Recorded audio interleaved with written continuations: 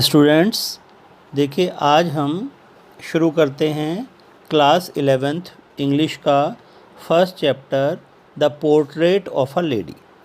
ठीक है, इस पाठ को लिखा है सरदार खुशवंत सिंह ने। सरदार खुशवंत सिंह एक जाना माना नाम है, इनके बारे में पढ़ लेते हैं थोड़ा। खुशवंत सिंह 2 फरवरी 1915 से 20 मार्च 2014 को इनकी मृत्यु हुई और 1915 में इनका जन्म हुआ था। He is an Indian author, वो एक भारतीय लेखक हैं, lawyer, diplomat, journalist and politicians. वे लेखक भी रहे, वकील भी रहे, राजनीतिज्ञ रहे, पत्रकार भी रहे और एक राजनीतिक कूटनीतिक व्यक्ति रहे। His experience in the 1947 partition of India inspired him to write Train to Pakistan in 1956, which became his most well-known novel. इन्होंने जो किताब लिखी थी 1956 में, जिसका नाम था ट्रेन टू पाकिस्तान, इसका अनुभव उन्हें जो 1947 में भारत और पाकिस्तान का जो बंटवारा हुआ था, उस अनुभव के आधार पर इन्होंने 1956 में किताब लिखी थी ट्रेन टू पाकिस्तान। वो इनका प्रसिद्ध नॉवल बन गया। इन्हें भारत में पद्म भूषण, पद्म विभूषण और पंजाब रत्न अवार्ड दिया गया है। देखिए, अब ये पाठ जो है पोर्ट्रेट ऑफ अ लेडी, इसे पढ़ते हैं। इसमें उन्होंने अपना ऑटोबायोग्राफी लिखी है, खुद की जीवनी समझिए। ऑटोबायोग्राफी का मतलब होता है life history of a person written by himself. इन्होंने अपनी खुद की जीवनी लिखी है ये, और इस कहानी में अपनी जो उन्होंने ऑटोबायोग्राफी लिखी है उसमें उन्होंने अपनी दादी माँ का जिक्र किया है। उनकी जो दादी माँ थी उसके बारे में उन्होंने, अपनी दादी माँ के बारे में डिटेल अपना जीवन जो उनके साथ बिताया, उस सब का वर्णन इस पाठ में किया है। तो चलिए आइए देखते हैं इस पाठ की लाइन बाय लाइन हिंदी और समझते हैं इसको। देखिए, फर्स्ट पैराग्राफ देखते हैं। My grand mother, like everybody's grand mother, was an old woman. वो बताते हैं खुशवंत सिंह जी कि मेरी दादी माँ दूसरों की दादी माँ की तरह ही एक बूढ़ी औरत थी। दादी माँ बूढ़ी होती हैं, इसीलिए उन्होंने कहा है कि लाइक एवरीबडीज़ ग्रैंड मदर, हर किसी की ग्रैंड मदर की तरह मेरी ग्रैंड मदर भी एक ओल्ड वुमन थी। She had been old and wrinkled for the 20 years that I had known her. She had been old and wrinkle मतलब चेहरे पर जो झुर्रियाँ पड़ जाती हैं, चेहरे की जो स्किन सिकुड़ जाती है, झुर्रियाँ। तो वो बताते हैं she had been old and wrinkled for the 20 years, पिछले 20 सालों से, जब से मैं उन्हें जानता हूँ या मैंने जब से उन्हें देखा है, उनका चेहरे पर झुर्रियाँ थी, उनका चेहरा सिकुड़ा हुआ था और वो बूढ़ी थी। पिछले साल से मैं उनको बूढ़ा ही देख रहा हूँ। People said that she had once been young and pretty and had even had a husband, what that was hard to believe. People said that, लोग कहते थे कि she had once been very young, ठीक है ना, लोग कहते हैं कि वो कभी जवान रही थी, और प्रेटी, खूबसूरत भी थी, and had even a husband, और यहाँ तक कि उनके पति भी थे। खुशवंत सिंह बताते हैं कि लोग मुझे बताते हैं कि मेरी दादी माँ कभी बहुत सुंदर थी, कभी जवान भी थी और उनके हस्बैंड थे। But that was hard to believe, लेकिन ये विश्वास करना बहुत मुश्किल था। क्या विश्वास करना मुश्किल था? ये विश्वास करना मुश्किल था कि वो कभी जवान भी थी, कभी सुंदर भी थी और उनके हस्बैंड भी थे। ये विश्वास करना क्यों मुश्किल था? ये विश्वास करना इसलिए मुश्किल था क्योंकि लेखक ने हमेशा उन्हें बूढ़ा और चेहरे को झुर्रियों पड़े हुए ही देखा था। तो इसलिए लेखक को ये विश्वास करना बड़ा मुश्किल था कि वो कभी जवान भी होंगी और सुंदर भी होंगी और उनके हस्बैंड भी होंगे। My grandfather's portrait hung above the mantelpiece in the drawing room. मेरे ग्रैंडफादर का यानी मेरे दादाजी का पोर्ट्रेट क्या होता है? तस्वीर। मेरे दादाजी की जो तस्वीर थी, हाथ से बनाई हुई तस्वीर, हंग लटकी हुई थी, about the mantelpiece in the drawing room. Mental peace किसे कहते हैं? कमरों में जो आग जलाने का होता है ना, कमरों को गर्म करने के लिए जो एक बनाया जाता है गड्ढा सा, ठीक है, एक स्पेस बनाया जाता है, मेंटल पीस बोलते हैं। उसके ऊपर जो जगह होती है सामान वामान रखने की, उसको मेंटल पीस बोला जाता है। तो लेखक बताता है कि मेंटल पीस के ऊपर मेरे दादाजी की तस्वीर लटकी हुई थी। आगे देखिए, he wore a big turban and loose fitting clothes. मेरे दादाजी की जो तस्वीर थे उसमें दादाजी कैसे थे?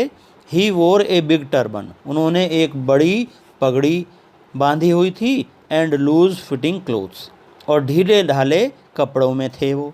उनकी जो तस्वीर थी उस तस्वीर में दादाजी ने एक बड़ी सी पगड़ी बांधी हुई थी और ढीले ढाले कपड़े थे।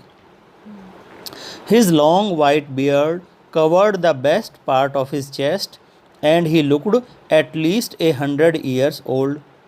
His long white beard, मेरे दादाजी की जो लंबी सफ़ेद दाढ़ी थी उसने उनकी छाती का बड़ा हिस्सा, best part of his chest का मतलब छाती का बड़ा हिस्सा ढका हुआ था, यानी कि उनकी दाढ़ी छाती तक नीचे तक आई हुई थी, जिसकी वजह से उनकी छाती ढकी हुई थी।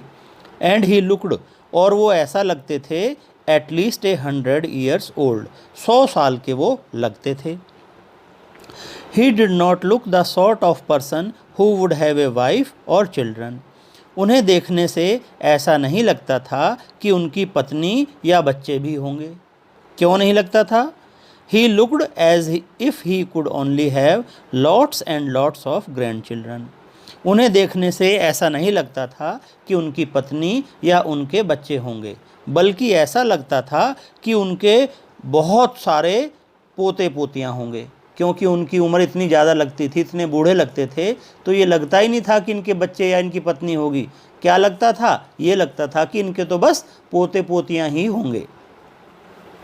As for my grand mother being young and pretty, the thought was almost revolting. जैसे कि ये थॉट, ये विचार कि मेरी दादी माँ कभी सुंदर और जवान थी, ये विचार हमेशा मुझे अविश्वसनीय लगता था। ये हमेशा विद्रोही विचार था मेरे लिए। विद्रोही विचार का मतलब एक ऐसा विचार था जिस पर मैं विश्वास नहीं कर सकता था। मैं ये विश्वास नहीं कर पाता था कि मेरी दादी कभी जवान और सुंदर थी, क्योंकि मैंने उनको 20 सालों से ऐसी ही अवस्था में देखा था। इसीलिए ये विचार कि वो यंग और प्रेटी थी मेरे लिए रिवोल्टिंग था, विद्रोही था। आगे देखते हैं। She often told us of the games she used to play as a child. Often माने अक्सर। वह अक्सर हमें उन खेलों के बारे में बताती थी, शी यूज़ टू प्ले, जो वो खेला करती थी as a child. As a child का मतलब बचपन की अवस्था में। मेरी दादी माँ मुझे वो उन खेलों के बारे में बताया करती थी जिन खेलों को वो बचपन में खेलती थी। That seemed quite absurd and undignified on her part, and we treated it like the fable of the prophets she used to tell us. लेखक बताता है कि मेरी दादी माँ मुझे बताया करती थी उन खेलों के बारे में जो कि वो बचपन में खेलती थी, लेकिन that seemed quite absurd. Absurd माने बेतुका, विचित्र, अजीब, लेकिन उनकी ये बात बड़ी अजीब लगती थी। क्यों अजीब लगती थी? क्योंकि लेखक को ये विश्वास करना बड़ा मुश्किल था कि वो कभी बच्ची भी रही होंगी, जवान भी रही होंगी। तो इसीलिए लेखक कहता है, जब वो खेलों के बारे में अपने बताती थी कि हम ये खेल खेलते थे, तो वो बड़े ही एब्सर्ड, बड़े ही विचित्र, अजीब लगते थे, and undignified on her part, और उनकी तरफ से, दादी माँ की तरफ से ये बड़ा ही हमें अजीब लगता था, सम्मानपूर्ण नहीं लगता था कि वो ऐसी बात बताएं कि वो खेला करती थी, और हम उनकी इन बातों को ट्रीटेड, ऐसे ट्रीट किया करते थे, ऐसे समझते थे जैसे कि fable of the prophet she used to tell us, जो वो हमें कहानियाँ सुनाया करती थी, बड़े जो महान लोग हैं उनकी, प्रॉफिट्स माने मसीहाओं की, अपने जो धर्म गुरु हैं उनकी जो कहानियाँ बताई जाती सुनाया करती थी, उनकी तरह ही हम उनकी इस बात को भी लेते थे कि जैसे वो बचपन में खेला करती थी। ठीक है ना। तो कहने का मतलब ये है कि दादी माँ जो महान लोगों की कहानियाँ सुनाया करती थी, उन्हीं कहानियों की तरह हम उनकी इस बात को भी लेते थे कि वो कभी बचपन में खेला करती थी। She had always been short and fat. अब लेखक उनके जो है पर्सनैलिटी का वर्णन कर रहा है कि उनकी लंबाई चौड़ाई कैसी थी, देखने में कैसी थी। She had always been short, वह हमेशा से ही, शॉर्ट माने कम हाइट की थी, एंड फैट मोटी थी, एंड स्लाइटली बेंट, बेंट माने झुकी हुई, स्लाइटली माने हल्की सी, थोड़ा सा वो आगे को झुकी हुई थी। Her face was criss cross of wrinkles running from everywhere to everywhere. Her face was a criss cross, criss cross का मतलब आड़ी तिरछी, ऊपर नीचे को लाइनें खिंची हुई थी। चेहरा जब बहुत ज़्यादा बूढ़ा हो जाता है तो पूरे चेहरे पर लाइनिंग हो जाती हैं, ऊपर से नीचे को, नीचे से और साइड में को, तो यानी कि क्रॉस सा बन जाता है लाइनों का। ये लाइनें किसकी वजह से बनती हैं? बहुत ज़्यादा बुढ़ापे की वजह से। तो लेखक कहता है उनके चेहरे पर क्रिस क्रॉस मार्क थे, रिंकल्स के, झुर्रियों के, जो कि पूरे चेहरे पर थे। No we were certain she had always been as we had known her. हम उनको हमेशा से ऐसा ही देखते थे कि वो हमेशा ही बूढ़ी थी। हम इस बात को लेकर निश्चित थे कि वो हमेशा से ही ऐसी हैं जैसा कि हमने उनको देखा है। आगे देखते हैं। Old, so terribly old that she could not have grown older. हमने उन्हें हमेशा बूढ़ा देखा था, इतना ज़्यादा बूढ़ा देखा था कि वो इससे ज़्यादा बूढ़ी और नहीं हो सकती थी। And had stayed at the same age for 20 years. और वो पिछले 20 सालों से इसी उम्र पे अटकी हुई थी, है ना। वो 20 सालों से ऐसी ही बूढ़ी लगती थी। She could never have been pretty. मुझे लगता था कि वो कभी भी सुंदर नहीं रही होंगी। But she was always beautiful.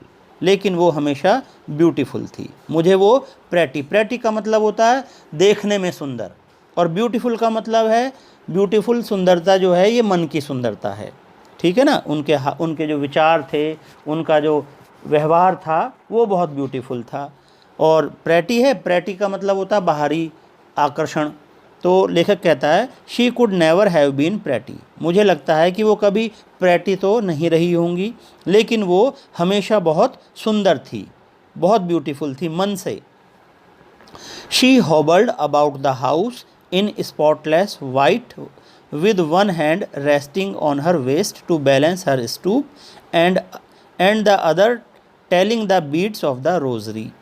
Rosary क्या होता है? रोज़री वो माला होती है जिसे उंगली से हम एक एक दाना आगे को बढ़ाते रहते हैं। मन के होते हैं ना, मन के 108 मनकों की माला होती है, तो रोज़री उसी माला को कहते हैं, मनके वाली माला।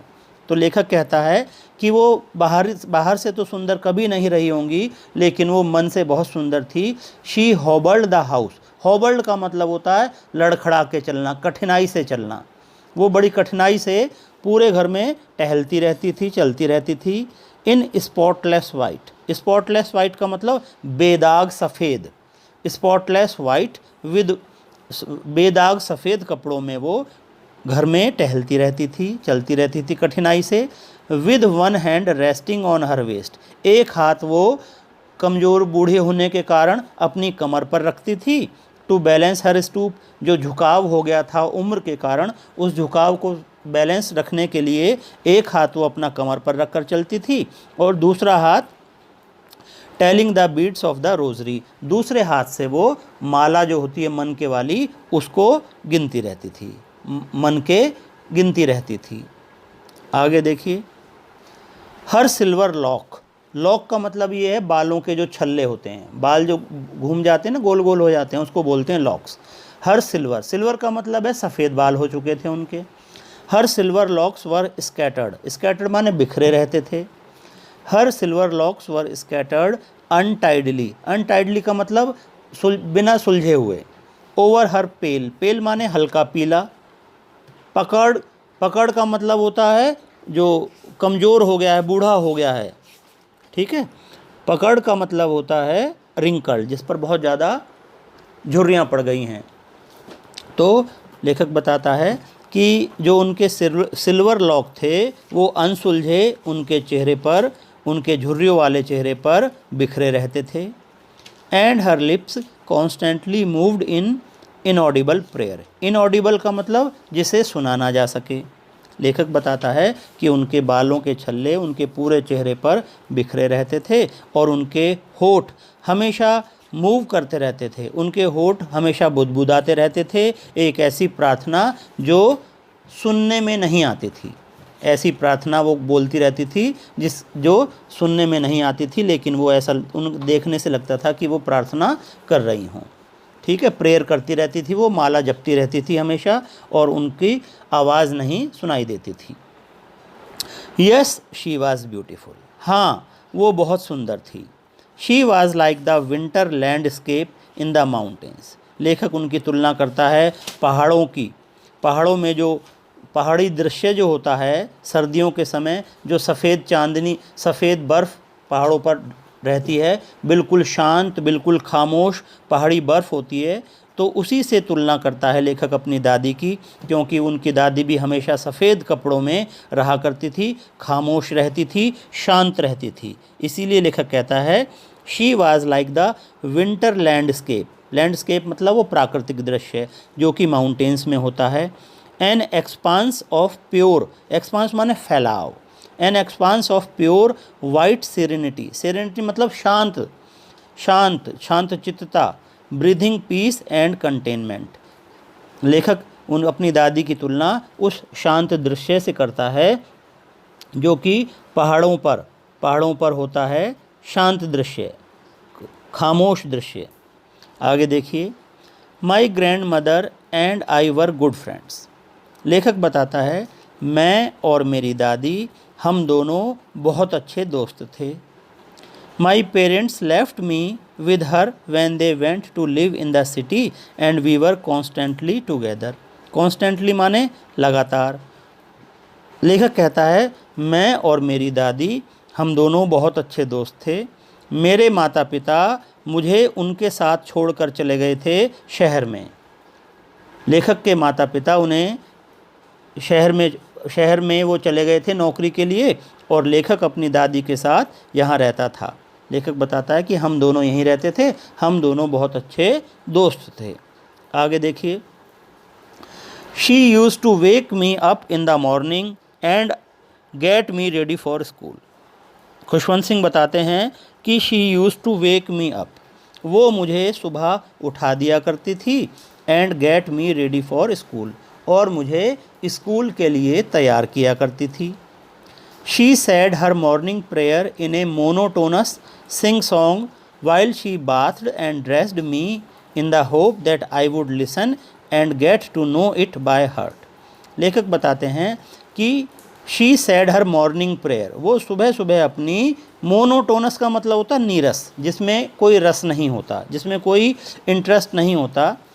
लेखक कहता है कि वो सुबह सुबह अपनी मोनोटोनस प्रेयर गाती थी जब वो मुझे नहलाती थी, मुझे कपड़े पहना रही होती थी, इस आशा के साथ वो मुझे अपनी प्रेयर गाती थी कि मैं उसे सुनूंगा और उसको याद कर लूँगा।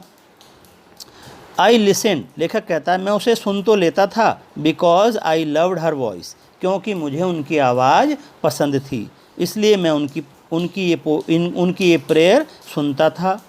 But never bothered to learn it, लेकिन मैंने कभी इसे याद करने की, उनकी इस प्रेयर को याद करने की कभी मैंने जोखिम नहीं उठाया, जहमत नहीं की, कोशिश नहीं की। Then she would fetch my wooden slate which she had already washed and plastered with yellow chalk.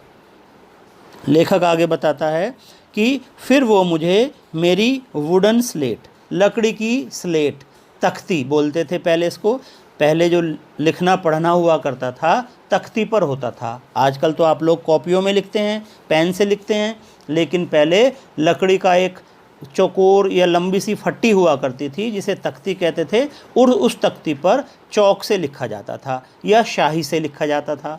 लकड़ी की एक डंडी से को बनाया जाता था कलम, और उस कलम को उस स्याही में भिगो भिगो के उस लकड़ी की तख्ती पर लिखा जाता था।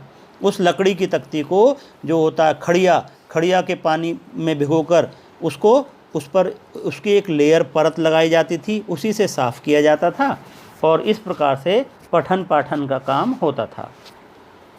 लेखक बताता है she would fetch my wooden slate, वो मुझे मेरी लकड़ी की तख्ती ला कर देती थी, विच शी हैड ऑलरेडी वाश्ड, जिसे उन्होंने पहले से ही धोया हुआ होता था, एंड प्लास्टर्ड विद येलो चौक, और उस पर खड़िया लगाई हुई होती थी।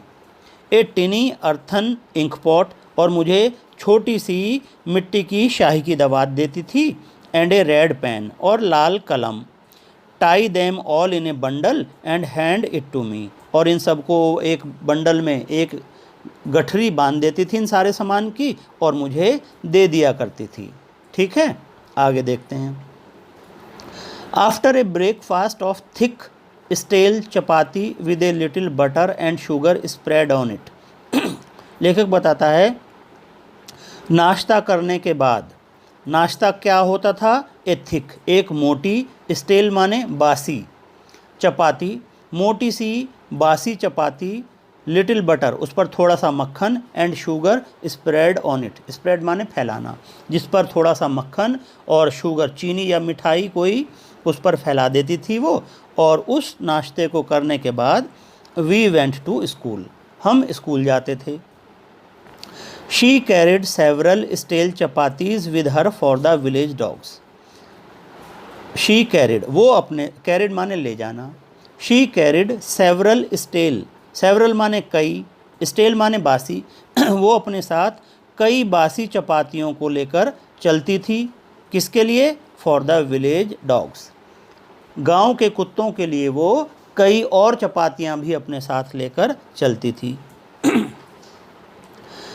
My grandmother always went to school with me, मेरी दादी माँ हमेशा मेरे साथ स्कूल चला करती थी, बिकॉज क्योंकि the school was attached to the temple, क्योंकि स्कूल मंदिर से लगा हुआ था, मंदिर से जुड़ा हुआ था। The priest taught us the alphabet, priest यानी पुजारी तो हमें अल्फ़ाबेट, हमें क ख ग पढ़ाया करते थे, हमारी पढ़ाई पढ़ाया करते थे, and the mother prayer and the morning prayer, और हमें प्रार्थना सिखाते थे। पुजारी तो हमें हमारा जो पाठ्यक्रम होता था, अल्फ़ाबेट जो होता था, जो भी हमें पढ़ाया जाता था, क ख ग वगैरह या और कोई चीज़, वो पढ़ाते थे, और मॉर्निंग प्रेयर पढ़ाते थे। वाइल जबकि the children sat in rows on either side of the veranda singing the alphabet और the prayer in a chorus, my grandmother sat inside reading the scriptures. Khushwant Singh बताते हैं कि पुजारी हमें सुबह की प्रार्थना और हमारी पढ़ाई पढ़ाते थे, जब सभी बच्चे सेट इन रोज़ पंक्तियों में बैठते थे, बरामदे में, वरांडा माने बरामदे में, पंक्तियों में बैठते थे और अपनी पढ़ाई पढ़ते रहते थे या प्रेयर गाते रहते थे समूह में। कोरस का मतलब समूह, सारे बच्चे मिलके। पहले जो प्राइमरी स्कूल हुआ करते थे कुछ काफ़ी समय पहले, वहाँ आखिरी के 2 पीरियड में सभी बच्चों को या तो एक साथ पहाड़े सुनवाने के लिए कहा जाता था, या कोई भी प्रार्थना या कोई भी पोयम वगैरह होती थी उसको सभी बच्चे एक साथ बोलते थे, और इस प्रकार सभी को याद हो जाया करता था। तो लेखक बताता है कि जब सारे बच्चे बरामदे में बैठकर प्रार्थना या अपना पढ़ाई का काम ज़ोर ज़ोर से बोल के किया करते थे, तब my grandmother sat inside reading the scriptures, तो उस समय मेरी दादी माँ अंदर बैठकर पवित्र ग्रंथों को पढ़ती रहती थी। स्क्रिप्चर्स माने पवित्र पुस्तकें, पवित्र ग्रंथ, उन्हें पढ़ती रहा करती थी। आगे देखिए। When we had both finished, when we had both finished का मतलब जब हम दोनों का काम पूरा हो जाता था, we would walk back together, हम दोनों एक साथ वापस आया करते थे। दिस टाइम, इस समय, the village dogs would meet us at the temple door. इस समय हमें गांव के जो कुत्ते थे वो हमें मंदिर के दरवाजे पर मिला करते थे। They followed us to our home, growling and fighting with each other for the chapatis we threw to them. ये कुत्ते फॉलो अस, हमारा अनुसरण करते थे। अनुसरण का मतलब हमारे पीछे पीछे चलते थे घर तक हमारे। ग्रोलिंग का मतलब कुत्ते जो अंदर ही अंदर आवाज़ निकालते हैं ना गुर्राने की, कुत्ते जो है रोटियों को लेकर के आपस में लड़ते झगड़ते थे और गुर्राते रहते थे उन चपातियों के लिए जो हम उनको दिया करते थे। When my parents were comfortably settled in the city, जब मेरे माता पिता शहर में सेटल हो गए, मेरे माता पिता हमें छोड़कर चले गए थे ना शहर में सेटल होने के लिए कि हम अपना घर वर बसा लेंगे, काम धंधा ठीक ठाक हो जाएगा तब तुम्हें बुला लेंगे। तो when my parents were comfortably settled in the city, जब मेरे माँ बाप, मेरे माता पिता सिटी में सेटल हो गए, they sent for us, उन्होंने हमें भी बुला लिया। That was a turning point in our friendship, ये हमारी फ्रेंडशिप का, किसकी फ्रेंडशिप का? दादी की और मेरी। ये हमारी फ्रेंडशिप का टर्निंग पॉइंट था, मतलब यहाँ हमारी दोस्ती में टर्न आ गया, बदलाव आ गया, चेंज आ गया।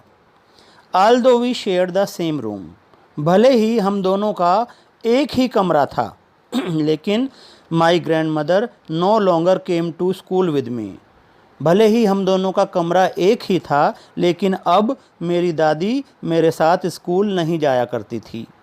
I used to go to an English school in a motor bus, अब मैं एक इंग्लिश स्कूल में जाता था पढ़ने के लिए और मुझे लेने के लिए बस आया करती थी। आगे देखते हैं। There were no dogs in the street and she took to feeding sparrows in the courtyard of our city house, यहाँ स्ट्रीट माने गली। There were no dogs in the street, यहाँ गली में कुत्ते नहीं थे इसलिए she took to feeding sparrows, she took to feeding sparrows का मतलब उन्होंने अब, स्पैरो माने चिड़िया, उन्होंने चिड़ियों को दाना डालना, खाना देना शुरू कर दिया था। In the courtyard of our city house, जो हमारा शहर वाला घर था, इस घर के आंगन में उन्होंने अब चिड़ियों को खाना डालना, दाना डालना शुरू कर दिया था। As the years rolled by, years rolled by का मतलब जैसे जैसे साल बीतते चले गए, जैसे जैसे समय बीतता चला गया। We saw less of each other, अब हम दोनों एक दूसरे को से कम मिल पाते थे, दादी माँ और मैं, क्योंकि मैं बड़ी क्लासों में जाता चला गया और मेरा पढ़ाई भी अलग हो गई थी। For some time she continued to wake me up and get me ready for school, कभी कभी वो मुझे उठा दिया करती थी और मुझे स्कूल के लिए तैयार कर दिया करती थी। When I came back, she would ask me what the teacher had taught me, जब मैं स्कूल से आया करता था तो वो मुझसे पूछती थी कि आज टीचर ने आपको क्या पढ़ाया है। आगे देखते हैं। I would tell her English words and little things of Western science and learning, ठीक है। I would tell her, मैं उन्हें बताया करता था इंग्लिश वर्ड्स, अंग्रेजी के शब्द, and little things of western science, पश्चिमी विज्ञान की कुछ छोटी छोटी बातें मैं उन्हें बताता था जो हमें पढ़ाई जाती थी। द लॉ ऑफ ग्रेविटी, जैसे ग्रेविटी का नियम, गुरुत्वाकर्षण का नियम, आर्किमिडीज़ प्रिंसिपल, आर्किमिडीज़ का सिद्धांत, the world being round etcetera, कि ये दुनिया गोल है, ये बताया था। यानी कि जो भी स्कूल में पढ़ाया जाता था थोड़ा थोड़ा मैं उनको बता दिया करता था, जो चीज़ें उनकी समझ में आ सकती थी। दिस मेड हर अनहैप्पी, इन बातों से वो नाराज़ हो जाती थी, खुश नहीं होती थी। She could not help me with my lessons, वो मेरे पाठ में, मेरी पढ़ाई में मेरी कोई मदद नहीं कर पाती थी। She did not believe in the things they taught at the English school and was distressed that there was no teaching about God and the scriptures, वो मेरी पढ़ाई से खुश नहीं हो पाती थी क्योंकि वो इस बात से नाराज़ थी कि स्कूलों में भगवान के बारे में, धर्म ग्रंथों के बारे में कुछ नहीं पढ़ाया जाता था। ठीक है, तो लेखक इस पैराग्राफ में ये बताया लेखक ने कि वो मुझसे पूछती थी कि स्कूल में क्या पढ़ाया जाता है, तो मैं उनको जब बताता था कि विज्ञान में ये पढ़ाया गया, आर्किमिडीज़ प्रिंसिपल पढ़ाया गया, लॉ ऑफ ग्रेविटी पढ़ाया गया, तो वो नाराज़ हो जाती थी और वो मेरी कोई मदद भी नहीं कर पाती थी मेरी पढ़ाई में। वो इन बातों पर विश्वास नहीं करती थी और इस बात को लेकर नाराज़ थी कि स्कूलों में भगवान के बारे में और स्क्रिप्चर्स के बारे में कुछ नहीं पढ़ाया जाता है। आगे देखिए, one day I announced that we were being given music lessons.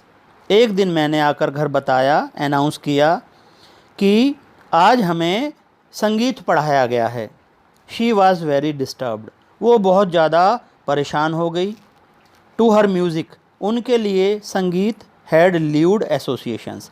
Lewd का मतलब होता है असभ्यता, अश्लीलता। उनका ये मानना था कि संगीत का संबंध जो है वो जो है बेकार के लोगों से है और गलत लोगों से है। इसका जो एसोसिएशन है, इसका जो संबंध है संगीत का, ये संगीत अच्छे लोगों के लिए नहीं होता। उनका ये मानना था, ये जो भांड लोगों के लिए होता है, जो नाचते गाचते हैं, उनसे इसका संगीत का मतलब होता है। जब मैंने कहा कि आज हमें म्यूज़िक पढ़ाया गया तो वो बड़ी डिस्टर्ब हो गई, क्योंकि वो मानती थी कि संगीत का संबंध तो छोटे घटिया लोगों से है। उनका सोचना था कि it was the monopoly of harlot and beggars and not mean for the gentlefolk. वो ये मानती थी कि संगीत जो है वो मोनोपोली है। संगीत पर किसका एकाधिकार है? हार्लट का। हार्लट माने प्रोस्टिट्यूट्स, प्रोस्टिट्यूट्स यानी वैश्याएँ, नाचने गाने वाली, कोठे वाली। एंड बेगर्स, बेगर्स माने भिखारी। And not meant for the gentlefolk, gentlefolk का मतलब सज्जन लोग। मेरी दादी का ये मानना था कि संगीत का संबंध तो इन भिखारियों से, छोटे लोगों से, नाचने गाने वालियों से होता है और इसका संबंध सज्जन लोगों से नहीं होता। शी सैड नथिंग, उन्होंने कहा कुछ नहीं। But her silence meant disapproval, लेकिन उनकी खामोशी इस बात की परिचायक थी कि वो इस बात से नाराज़ हैं और इस बात को वो अपना सहमति नहीं देती। इससे उनकी असहमति व्यक्त होती थी। She rarely talked to me after that, इसके बाद उन्होंने मुझसे बहुत कम बात करना शुरू कर दिया। When I went up to university, जब मैं विश्वविद्यालय पहुंचा, जब मैं 12वीं पास करके यूनिवर्सिटी में पहुंचा, I was given A room of my own, तो मुझे एक नया कमरा मिल गया, मुझे मेरा नया कमरा मिल गया। ठीक है, तो जब मैं यूनिवर्सिटी पहुंच गया तो मुझे मेरा नया कमरा, I was given A room of my own, मुझे मेरा कमरा मिल गया। The common link of friendship was snapped, हमारे बीच का जो, हमारी फ्रेंडशिप का जो लिंक था, हमारी दोस्ती जो आपस में जुड़ी हुई थी या हमारी दोस्ती जो बनी हुई थी, उसका लिंक क्या था? वो लिंक ये था कि हम दोनों अब तक एक ही कमरे में रहते थे। लेकिन अब जब मैं यूनिवर्सिटी में पहुंच गया तो हमारा वो लिंक फ्रेंडशिप का स्नैप्ड, टूट गया, वो नाता भी हमारा दोस्ती का टूट गया। My grand mother accepted her seclusion with resignation, मेरी दादी माँ ने इसे स्वीकार कर लिया। सेक्लूजन का मतलब होता है अकेलापन। इस अकेलेपन को, इसको स्वीकार कर लिया, मान लिया जाए कि उन्होंने इस्तीफ़ा दे दिया। उन्होंने मेरी दोस्ती से अलग हो गई और अपने इस निर्वासन को, अपने इस अकेलेपन को उन्होंने एक्सेप्ट कर लिया। She rarely left her spinning wheel to talk to anyone, spinning wheel माने चरखा। She rarely left her spinning wheel to talk to anyone, वो किसी से बातचीत करने के लिए अपना चरखा नहीं छोड़ती थी, अर्थात वो चरखे पर ही काम करती रहती थी और किसी से बातचीत करने के लिए अपना चरखा नहीं छोड़ती थी। फ्रॉम सनराइज़ टू सनसेट, सुबह उगने से लेकर, सूरज उगने से लेकर सनसेट तक, सूरज छिपने तक, सूरज उगने से लेकर सूरज छिपने तक। She set bye her wheel spinning and reciting prayers, सुबह से शाम तक वो अपने चरखे पर बैठी हुई अपनी प्रार्थना करती रहती थी, भक्ति करती रहती थी, भजन गाती रहती थी। ओनली इन द आफ्टरनून, केवल दोपहर में, she relaxed for a while to feed the sparrows, केवल दोपहर में वो चिड़ियों को फीड करने के लिए, चिड़ियों को खाना देने के लिए थोड़ा रिलैक्स हुआ करती थी, अपना चरखा छोड़ती थी और थोड़ा चिड़ियों को खाना पीना दिया करती थी। ठीक है, आगे देखते हैं। While she sat in the veranda breaking the bread into little bits, 100 of little birds collected round her, creating a veritable bedlam of chirpings। लेखक बताते हैं कि जब वो while she sat in the veranda, जब वो वेरांडा में बैठी रहती थी, ब्रेकिंग द ब्रेड, ब्रेड को छोटे छोटे टुकड़ों में, लिटिल बिट, छोटे छोटे टुकड़ों में बांटती, वो तोड़ती रहती थी पक्षियों को खिलाने के लिए। तो 100 of little birds collected, सैकड़ों सैकड़ों छोटे छोटे पक्षी आकर उनके आसपास बैठ जाया करते थे। And create a veritable bedlam of chirpings, इसका मतलब होता है कि बेडलैम का मतलब कन्फ्यूज़न, मतलब ऐसा शोरगुल मचा देते थे सैकड़ों पक्षी आकर के कि वहाँ पर कुछ भी सुनना मुश्किल हो जाया करता था। ठीक है, तो लेखक बताता है कि दादी माँ सुबह से लेकर शाम तक चरखा काटती रहती थी और वो केवल दोपहर के समय पक्षियों को भोजन कराने के लिए थोड़ा आराम करती थी। जब वो पक्षियों के लिए वो ब्रेड तोड़ रही होती थी तो सैकड़ों पक्षी आकर बैठ जाया करते थे और बहुत ज़्यादा शोरगुल किया करते थे। ठीक है स्टूडेंट्स, अब आगे देखते हैं। देखिए, some came and perched on her legs, कुछ पक्षी आकर के, कुछ चिड़ियाएँ आकर के उनके पैरों पर बैठ जाती थी। And some others on her shoulders, कुछ उनके कंधों पर बैठ जाती थी। Some even set on her head, कुछ चिड़िया तो उनके हेड पर, उनके सिर पर भी बैठ जाया करती थी। शी स्माइल्ड, वह मुस्कुराती थी। But never should them away, shoe them away का मतलब उन्हें भगाती नहीं थी। जब पक्षी उनके शरीर पर चारों तरफ बैठ जाया करते थे तो वो तब भी उनको नहीं भगाया करती थी। It use to be the happiest half hour of the day for her, मेरी दादी के लिए ये दिन का सबसे हैप्पी आधा घंटा होता था, सबसे खुशहाल आधा घंटा उनके लिए हुआ करता था। ये कौन सा आधा घंटा? जब वो दोपहर के समय पक्षियों को भोजन कराती थी, उनको ब्रेड खिलाती थी, तो उनके लिए ये जो आधा घंटा था ये सबसे खुश समय हुआ करता था।